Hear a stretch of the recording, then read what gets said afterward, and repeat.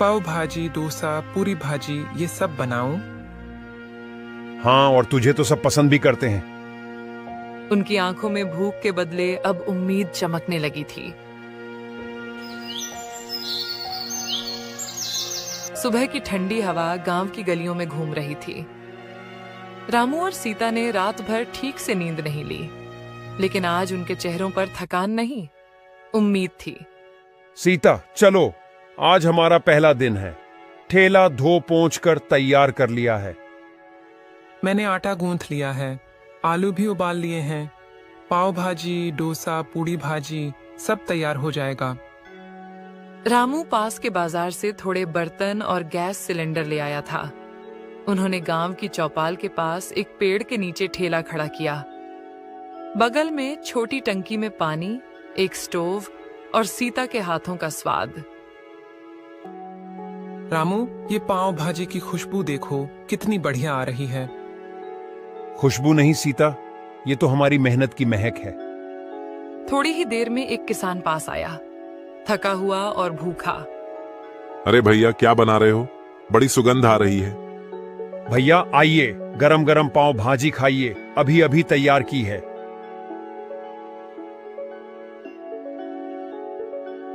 बाप रे, इतना स्वाद तो शहर के होटल में भी नहीं मिलता। क्या नाम है आपके ठेले का?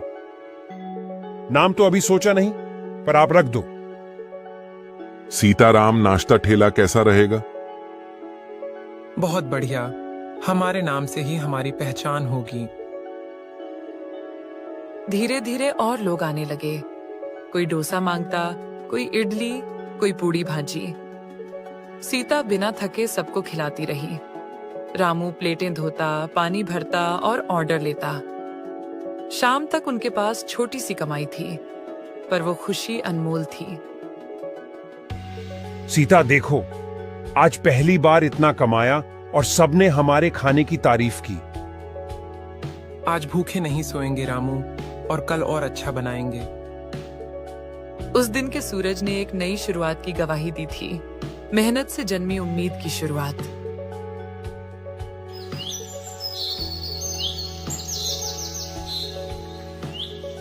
सुबह सुबह गांव में चिड़ियों की चहचहाहट और सब्जी मंडी की हलचल शुरू हो चुकी थी। रामू और सीता पहले से तैयार थे। आज उन्होंने और भी चीजें बनाई थीं, गर्मा गर्म इडली, सांभर और मसाला डोसा।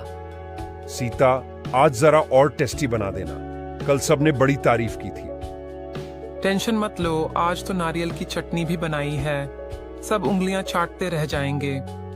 सीता के हाथों में एक खास बात थी, जितना प्यार वो डालती थी उतना ही स्वाद हर चीज में आता। ठेला खुलते ही भीड़ लगने लगी। पहले दिन जिन लोगों ने खाया था, वो आज अपने रिश्तेदारों और दोस्तों को साथ लेकर आए थे। रामू, सुनो भाई, कल सब तुम्हारे खाने की बड़ी चर्चा कर रहे थे। आज हमें भी स्वाद चखाओ। सरपंच जी, आपके लिए स्पेशल मसाला डोसा आ रहा है। सरपंच जी, चटनी जरा और लेना चाहेंगे। हाय राम, ऐसा स्वाद तो मैंने शहर के होटल में भी नहीं खाया। तुम लोग तो कमाल कर रहे हो। सब तरफ से तारीफें ही तारीफें मिलने लगीं। एक बुजुर्ग महिला जो रोज मंदिर जाती थी, ठेले के पास आई। बेटा, 2 इडली दे दो। दांत नहीं है, मगर भूख है। दादी, चिंता मत करो, गरम गरम सॉफ्ट इडली और हल्का सांभर दे रही हूँ। बेटा, आज तूने माँ की याद दिला दी। रामू और सीता की आंखें नम हो गईं। उस दिन उन्होंने समझा कि सिर्फ पैसा ही नहीं, प्यार से बने खाने की भी कीमत होती है। सीता, आज ये काम सिर्फ धंधा नहीं, सेवा बन गया है। और स्वाद हमारी पहचान। गांव में अब एक ही चर्चा थी, सीताराम नाश्ता ठेला का स्वाद, जो सबके दिलों में बसने लगा था।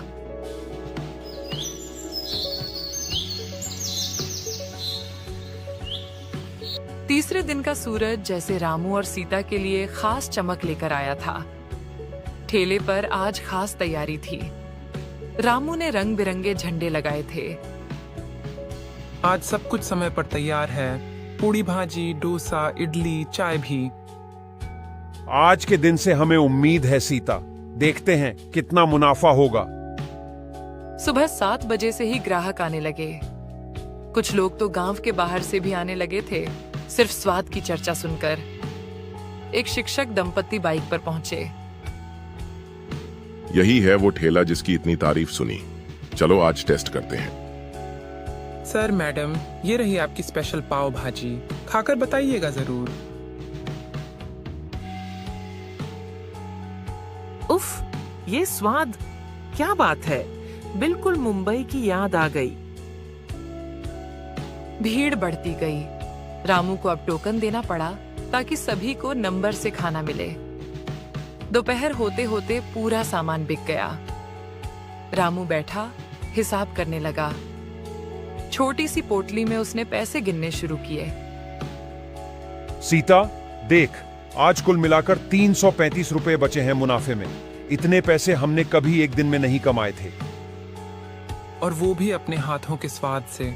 आज सच में मन को तृप्ति मिल गई। उस शाम दोनों ने पहली बार मिलकर एक कटोरी खीर बनाई, अपनी मेहनत की मिठास के रूप में। रामू, तूने जो सपना देखा था वो अब सच होने लगा है। और तूने जो स्वाद दिया उसने हमें गांव की पहचान बना दिया।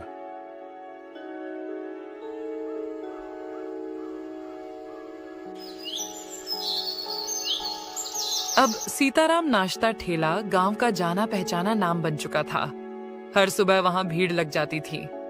बच्चे, बुजुर्ग, किसान, मजदूर, सभी को ठेले का खाना पसंद आने लगा था।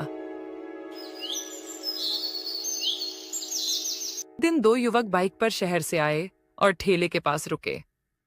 अरे यही है वो मशहूर ठेला, बहुत सुना था इसके बारे में।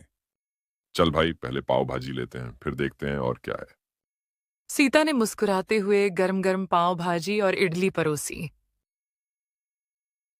क्या स्वाद है, लेकिन भैया एक बात कहूं? हाँ हाँ, जरूर कहो भैया। आपके खाने में तो बहुत स्वाद है, लेकिन नॉनवेज कुछ नहीं है?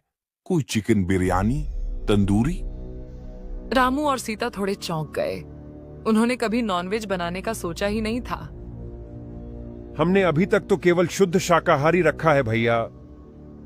अगर नॉनवेज भी शुरू कर दो तो समझो पूरे गांव और आसपास के इलाके में आपका ही राज हो जाएगा। सीता, क्या हमें नॉनवेज शुरू करना चाहिए? लोग मांग तो रहे हैं। देख रामू, अगर हम साफ सुथरे ढंग से बनाएं और स्वाद से समझौता न करें तो क्यों नहीं। ठीक है, कल से हम धीरे धीरे शुरुआत करेंगे, चिकन बिरयानी और तंदूरी से।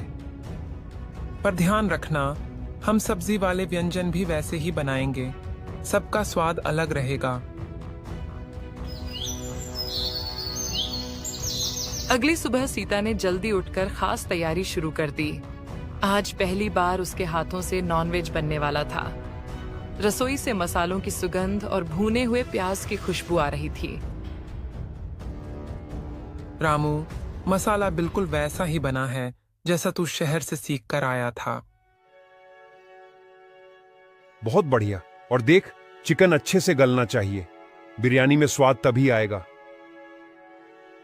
जैसे ही लोगों को खबर लगी कि सीताराम ठेले पर नॉनवेज मिल रहा है, भीड़ उमड़ पड़ी।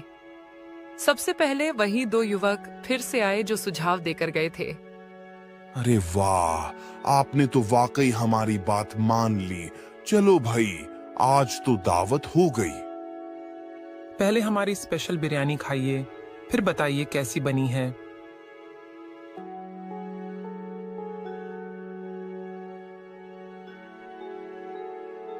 मां कसम, इतना स्वाद तो होटल में भी नहीं आया। उसके बाद कई ग्राहक आए। किसी ने तंदूरी पसंद की, किसी ने मसालेदार करी।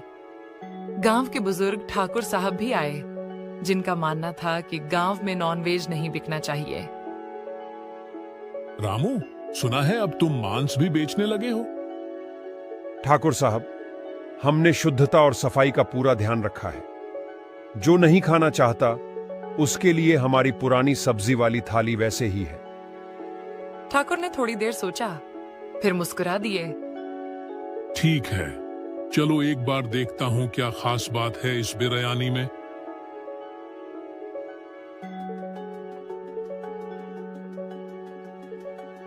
खाने के बाद ठाकुर साहब चुपचाप बोले, रामू, अब समझा कि ये सिर्फ खाना नहीं, ये तो दिल जीतने वाला स्वाद है। उस दिन सीता और रामू को एहसास हुआ कि उन्होंने एक बड़ा कदम उठाया है, और सही दिशा में।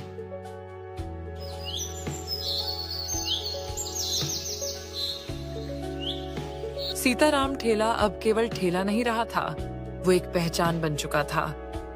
ग्राहकों की संख्या दिन ब दिन बढ़ती जा रही थी। नाश्ते से लेकर दोपहर और शाम तक लोग स्वाद लेने आते थे।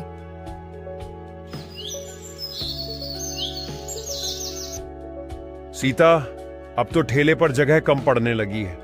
लोगों को बैठने तक की जगह नहीं मिलती। हाँ, कई बार ग्राहक खड़े खड़े खाते हैं और कुछ तो वापस लौट जाते हैं। कुछ करना होगा। रामू ने सोचा, और फिर गांव के बाहर एक बड़ा पीपल का पेड़ याद आया, जिसके नीचे खाली जगह थी। वहां कभी कभार बैलगाड़ियां खड़ी होती थीं, लेकिन बाकी समय वो जगह खाली रहती थी। सीता, क्यों ना हम उस पेड़ के नीचे अपना ठेला शिफ्ट कर दें? वहां छाया भी है और जगह भी। बिल्कुल सही सोच है। वहाँ टेबल कुर्सियां भी रख सकते हैं, जैसे छोटा होटल।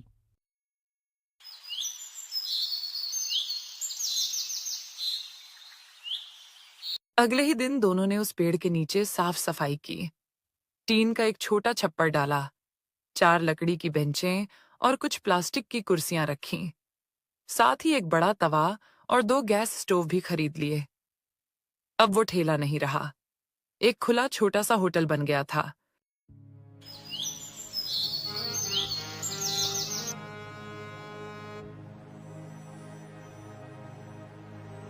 वाह रामू भैया, अब तो होटल जैसी सुविधा हो गई। बैठकर आराम से खाओ और स्वाद भी वही पुराना। इस पेड़ के नीचे तो खाने का मजा ही अलग है। गांव के बाहर से भी लोग आने लगे। खेतों से लौटते किसान, पास के गांवों से मजदूर और यहाँ तक कि शहर से आने वाले लोग भी। सबसे ज्यादा डिमांड थी उनकी मसालेदार बिरयानी और तंदूरी की।